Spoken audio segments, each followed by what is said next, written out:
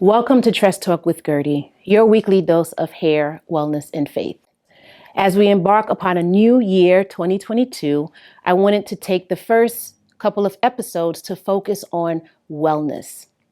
I'm so honored to not only know my first guest, but to really admire the work that she's doing with wellness from a public health lens.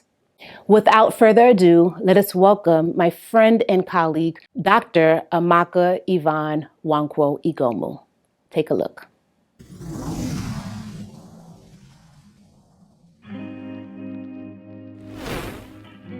All right. Well, welcome to Tress Talk with Gerdie. I am so happy that you were able to take the time out to share in this moment as we go into this new year of 2022, just focusing on wellness as a whole. Oftentimes people will minimize wellness to mean that getting your hair and your nails done, but as you and I both know, it's much more than that. In light of all that's happening in the world, where we are, I can't say post-COVID because we're not out the woods yet.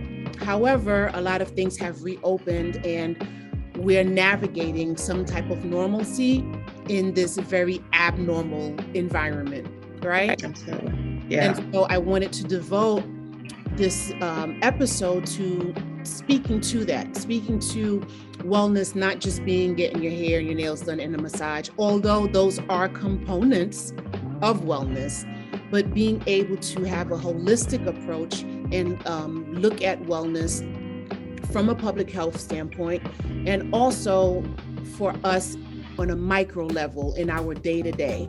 As women of color, as Black women, we tend to bear the world on our shoulders, right? And so we often wait until it's either too late or something major happens that kind of pulls the rug from under our feet before we realize that, okay, you know what, I need to take care of myself. The provider always waits till last. And I really want to promote and push the importance of, putting your oxygen mask on first before you can help anyone else. And so I'm so grateful to have you here. And for those of you who have not met or been introduced to my friend first, my sister first, and she's a powerhouse in her field, Dr. Amaka Evonne Nwankwo-Igomu. I take my time with saying it because she has a dope name and I want to give her that respect in saying it properly. And so I want to open the floor and allow you to, one, tell us all about yourself, and then two, we'll get right into talking about wellness specifically for Black women. Great. Well, thank you, sister and friend Gerdie. Thank you for inviting me to share in your platform on this very important topic that impacts both of us individually and Black women and women collectively. Thank you for putting that bright star on my name. Yes, my name is Amaka Evonne Nwankwo-Igomu, and I'm happy to be here first and foremost. I'm happy to share again with your audience and with like-minded women about how we can take better care of ourselves, becoming well, approaching wellness, and really adapting and adopting some practices of self-care. I come to you as a woman, first and foremost, as a mother, as a daughter, as a wife, as a professional. I am a doctor of public health. I have been in the field for over 22 years now. My specialty is I'm an epidemiologist, but I also focus on maternal and child health issues. I currently work in the HIV space and infectious disease and international health, and I'm based in Luanda, Angola, which is in Southwest Africa.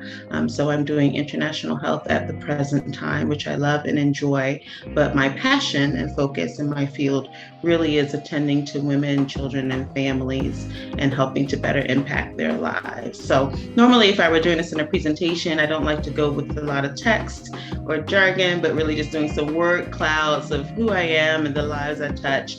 I'm also a trained doula, and so I love to support women before, during, and after childbirth, and just taking inquiries in terms of how to better better themselves, even long after the child has arrived. So today, I think we're going to have a good conversation, Gerdie. I'm going to use both my public health hat as well as my professional hat, maybe a little bit of science here and there, but really just want to talk to women and talk to those that are interested in supporting women and how we can do a better job. As you mentioned, the pandemic is looming over all of our heads, and so how to also maneuver around present times also sort of will be a little bit, I think, of our conversation today as well. Great. Awesome. As you all can see, not only is she experienced, but she's well versed and well knowledgeable, not only in this specific area of wellness, but with regard to wellness for not only women, but the whole family, which is really important. Also, part of the reason why we're on this Zoom is because she's international and she's currently in Angola.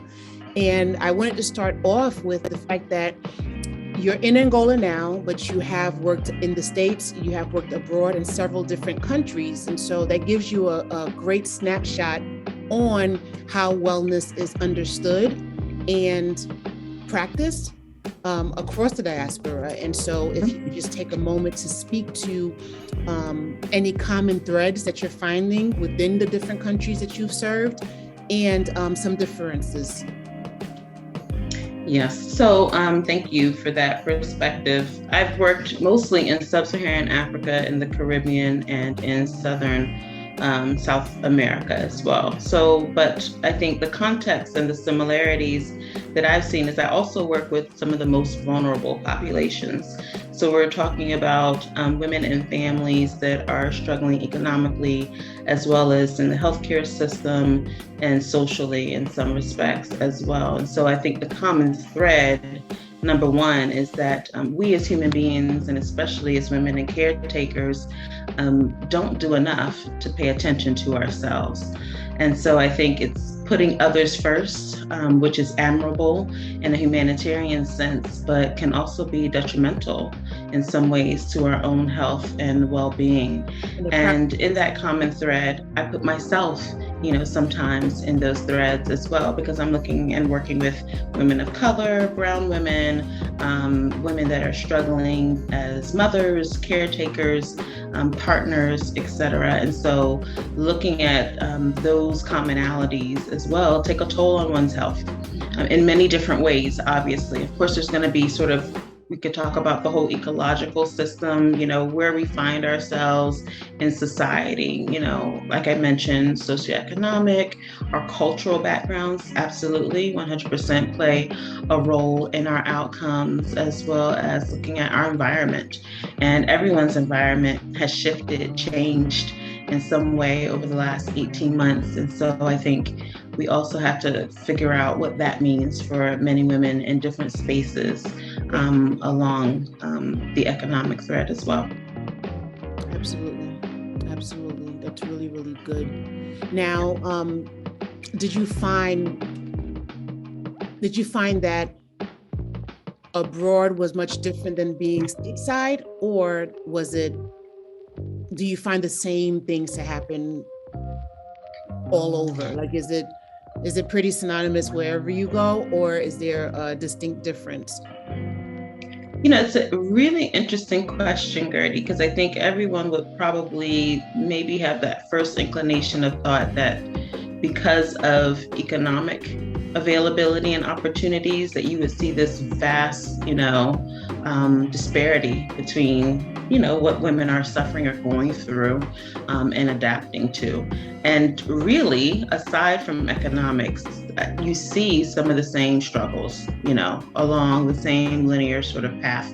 Now, whether or not one deviates because of a higher degree of cultural awareness or pressures in some cases, or, because of the availability of certain commodities. And when I say commodities, the availability of supplies.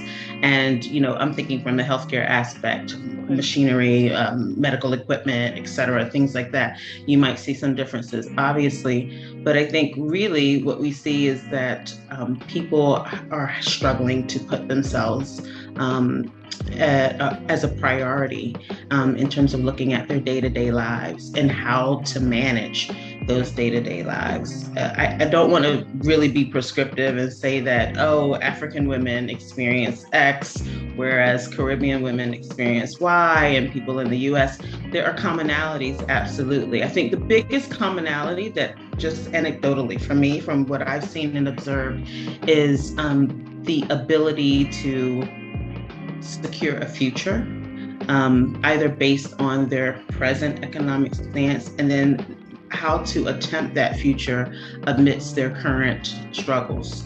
Some of that could be housing inability and food insecurity. Some of that could be access to healthcare. A lot of that, especially for women with families, is, being able to take care of their children and looking at their children's future, either educational future, et cetera.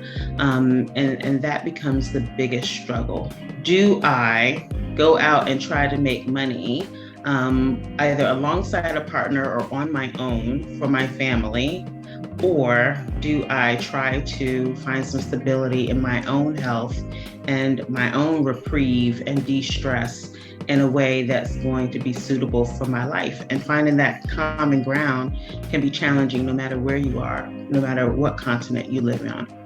Yeah, good. That's really good. So taking that, right, what you just described and explained, that you're finding that to be common regardless to location. Mm-hmm. How have these common disparities and making these choices, between one or the other, how has that either been heightened or exacerbated in light of the world we live in now with COVID? How was it pre-COVID? Yeah. How was it now? Yeah. If you could speak to so we can all say, right, is it harder or is it easier? Definitely it's harder for everyone across the board. Let me just put myself as an example, right? So that for those that may not have a relationship to external countries, let's just look intrinsically, look at ourselves. So I'll use myself as an example. How is it more stressful or just different, if you didn't want to even qualify it by stress? How is life different for me right now? So my life is different. I live overseas, and that means as many touches back home as possible, traveling back to the States, or traveling to a second area. So I'm Nigerian American, so traveling back to Nigeria. All that's changed, right? Our ability to move and find some flexibility that helps us, in our minds, de-stress, that's gone. My children's ability to go out and experience a lush, beautiful area like Angola in Sub-Saharan Africa, that's different. They're in the house now. And so really that commonality does have a common thread. Children that have the affordability to stay home and do online school are experiencing similar things, right? And then women that are, and men, women and families that must care for these children or these aspects, different aspects of our lives, that's looking different too. I think I saw something comical on social media about, women and their partners trying to find different space within their homes or their apartments or their dwellings, right? And trying not to let their partner get on their nerves because that will impact their level of stress. So we're trying to find out how to maintain relationships too, amidst the pandemic. But in a very serious way, I think, again, using myself as an example, needing to access healthcare. Let me just take it back to my domain, the public health and the healthcare domain. Having to access healthcare is different. I received an email that gave me prompts that my next primary care visit could be a telemedicine visit. I could do it online. And so I experienced that. So last year I also had a COVID baby, had a baby very early in the pandemic, which was different. That's a whole other conversation. But that was my first experience doing telehealth, telemedicine, having a call about my pregnancy and then after about my delivery online. And so I wanted to see what that was going to be like. I didn't experience that that after having the child. So I said, okay, here we are a year plus later. Let me see what this interaction is going to be like. It was hard getting the appointment, solidifying the appointment, and making sure that we had the right dates and times and all these things. I had a list of things I wanted to discuss, a list of changes that I also wanted to discuss. And I was relegated to 15 minutes with someone I did not know, someone that was it's really tricky because someone that was associated with my zip code, and I'm not in my zip code, obviously. And so it was a different experience for me. Let me put it that way. It's not something that I actually want to repeat, but these are the realities. And now we've already talking about the difference in women that have insurance, right? So I'm talking about women that have good enough insurance to even experience this. And those experiences could be, good or bad, and they are qualified by our current environment as well. But I've already pushed myself away from the majority of women, globally that do not have health insurance. And so imagine what life looks like for them, going to a public facility, maybe standing in line for much longer than they already have, for hours, and then trying to get services, trying to figure out what they need, sometimes in real time with a clinician, because maybe they didn't plan out or write down all of the things that they want to have addressed. And maybe sometimes they're not even in a role to be able to dictate what that conversation is like. So, there are a myriad of things that are taking place in women's lives that they need to navigate. And it's not exactly easy. And there aren't too many resources at present to really help with those challenges. So we're having to navigate them on our own. Yeah.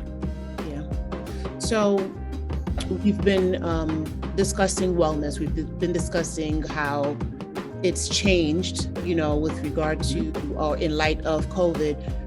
But we haven't actually defined wellness, specifically. Yeah. So what is when we're discussing wellness, and specifically through the lens of the work that you do, what is wellness?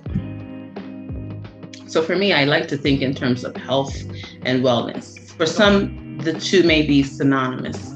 So when we're talking about health, we're talking about the absence of illness. We're talking about not being sick, the absence of disease, so that we can have all of the lists, good emotional, spiritual, mental, physical well-being. And then when we talk about wellness, that last word, well-being, to me, that's more of what we're really trying to achieve on a day-to-day basis. Our health is a spectrum. So we need a little more time normally to really obtain that optimal health, not being sick, not being at risk of being sick, and not having certain diseases or managing our diseases. That takes time, and that could have a bunch of different supports and resources. But wellness or well-being is also a process, but it's also a choice. It's making a choice about better lifestyle approaches so that we can obtain this sense of balance, this sense of wholeness. And Amaka's balance is going to look different from Gerdie's balance. That was my next question. Yes, our balances are going to look different. So and I like that. It's not a one-stop shop. It doesn't look the same for everyone, and that's okay. That is actually the definition, so that you understand, what do I need to feel whole? Right. And my wholeness could also be seasonal. What I need right now in these winter months, I'm calling it winter for you all, but in these months could look different from what I need in spring. I am definitely personally a seasonal person. So I do need to take stock at different points throughout the year, not just to make sure that I am trying to achieve better balance, but because I know there are different influences at different times of the year. That's really, really good. And you took the words out of my mouth. I was going to say that's manifested in different ways for different people, and how they can achieve that. So that's great. So now I want to kind of pivot into how can we, understanding that wellness is, it takes on your health, your physical, your mental, your spiritual, your social. Absolutely.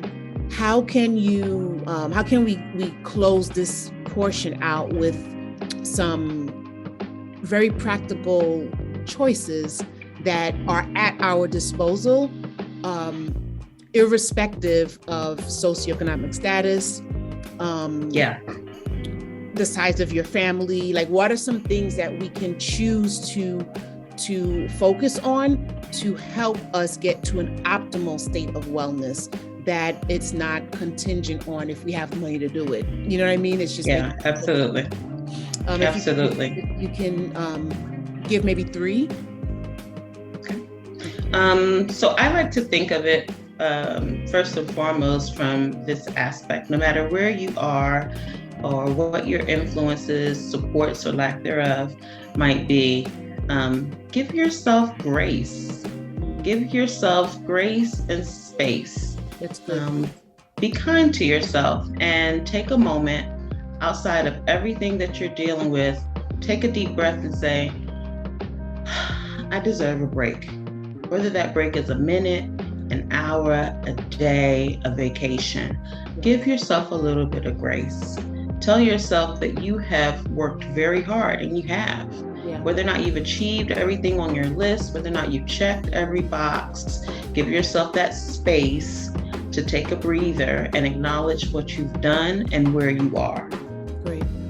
After taking that space, I call it a body scan.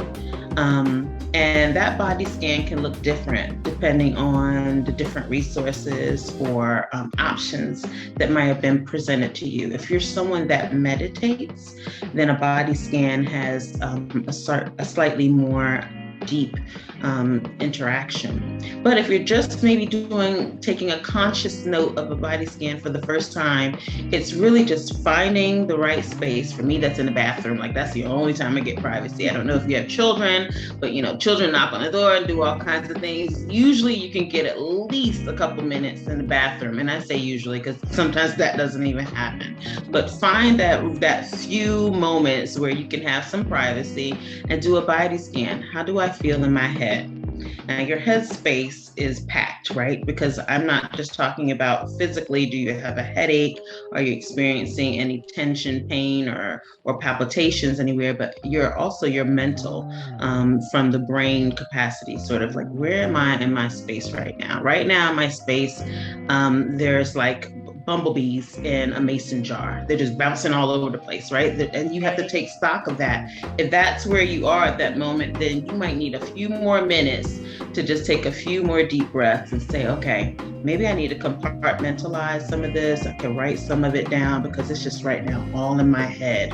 But that body scan from head to toe, dropping down to your neck. Are you feeling any tension in your shoulders? Now we're talking about physical. Are you experiencing any pain? And moving down to the chest area as well. Really take stock of your heartbeat.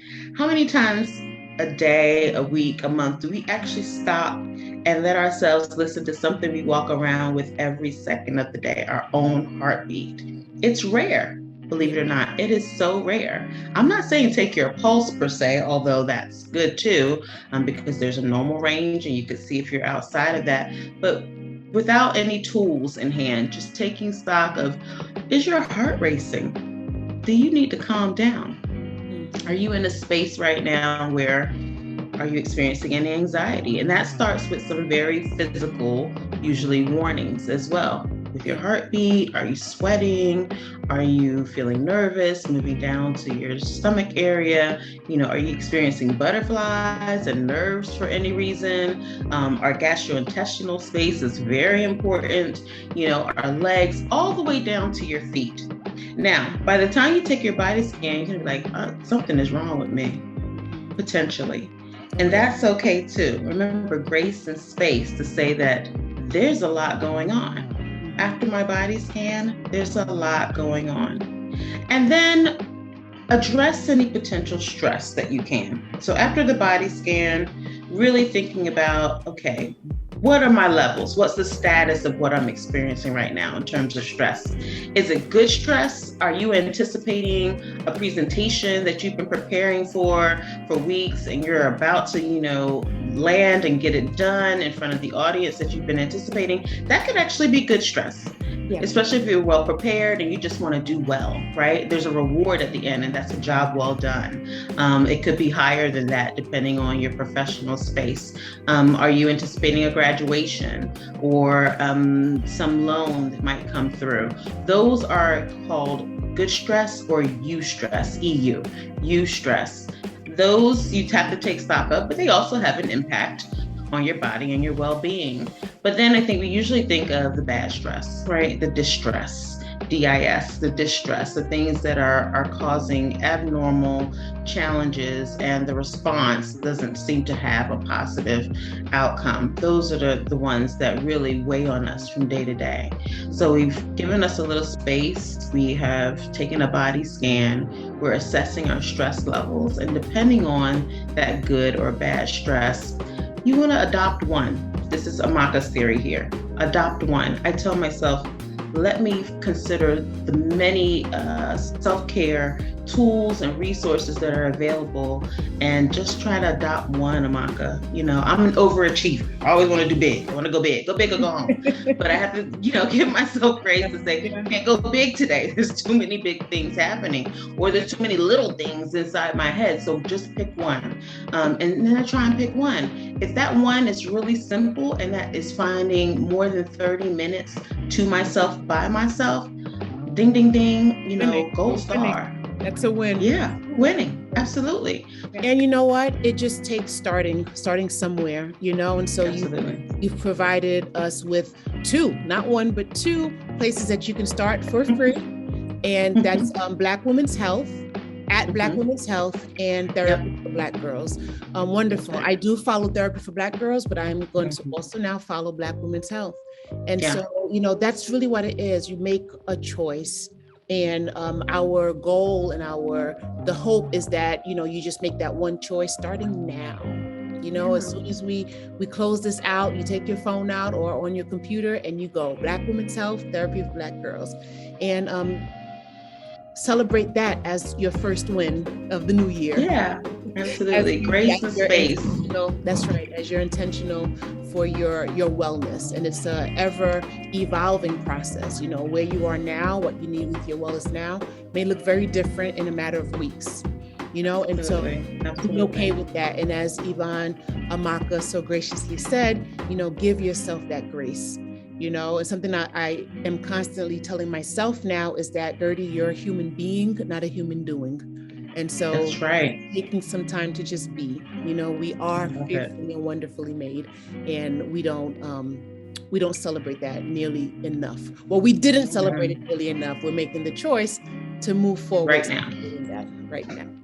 All right, this was amazing. I cannot thank you, my sister friend. I appreciate you. Absolutely. And we are going to be signing off from New York and Angola. Thank you for watching Tress Talk with Gerdie. I will see you on the next episode. All right. Take care. Thank you, Gerdie. Thanks for having me. Thank you. I appreciate you. Wasn't that a treat? Dr. Amaka is awesome. Please remember to watch Tress Talk with Gerdie Tuesdays at 8 p.m. on the Inspired Living Network. If you haven't done so already, please subscribe on YouTube, Tress Talk with Gerdie. Thank you. See you next week.